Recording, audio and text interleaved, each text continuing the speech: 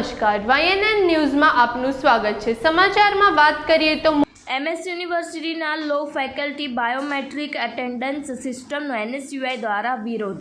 NSUI દ્વારા MS યુનિવર્સિટીના લો ફેકલ્ટીમાં લાગુ થનારી બાયોમેટ્રિક એટેન્ડન્સ સિસ્ટમનો કડક વિરોધ કરવામાં આવ્યો।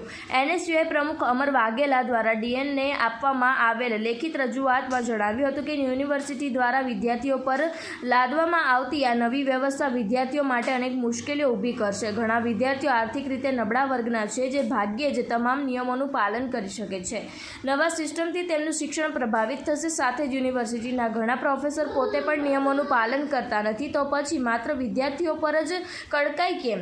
વિદ્યાર્થીઓની હાજરી સુનિશ્ચિત કરવા માટે ટેકનોલોજીનો દુરુપયોગ ન થવો જોઈએ। યુનિવર્સિટીએ આવી કોઈ પણ નવીન પદ્ધતિ અમલમાં મૂકતા પહેલાં તમામ હિતધારકો સાથે ચર્ચા કરવી જોઈએ, પરંતુ અહીં વિના ચર્ચા, વિના આયોજનના નિયમ લાગુ કરવાનો પ્રયાસ કરવામાં આવી રહ્યો છે,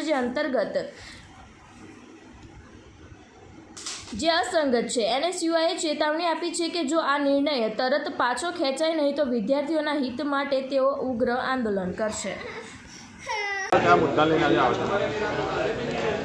આજરોજ મહારાજા સયાજીરાવ યુનિવર્સિટીની લો ફેકલ્ટી ખાતે NSUI દ્વારા લો ફેકલ્ટીના ડીનને આવેદનપત્ર આપવામાં આવ્યું, જેમાં નવો નિયમ વિદ્યાર્થીઓ માટે લાવવા જઈ રહ્યા છે। એ છે બાયોમેટ્રિક એટેન્ડન્સ। બાર કાઉન્સિલ દ્વારા લેટર પરિપત્ર બહાર પાડવામાં આવ્યો છે કે હવે જે બી વિદ્યાર્થીઓ અહીંયા ભણતા છે તેમની બાયોમેટ્રિકથી એટેન્ડન્સ લેવામાં આવશે।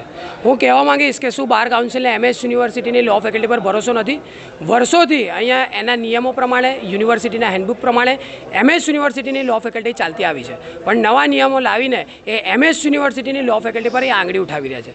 એટલે આવા ગંભીર મુદ્દાઓને લઈને આજરોજ NSUIએ લો ફેકલ્ટીના ડીન ખાતે આજે આવેદનપત્ર આપ્યું છે અને માંગ કરી છે કે યુનિવર્સિટીમાં પહેલાં પણ અહીંયા બાયોમેટ્રિક એટેન્ડન્સ શીટ જે છે તે અહીંયાના સ્ટાફ માટે ચાલતી હોય છે, પણ એ કેટલા હદે ફોલો થાય છે આપ સૌ કોઈ જાણો છો।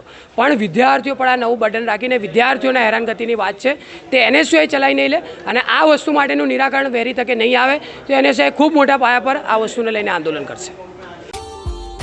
Subscribe now and press the bell icon. Never miss an update.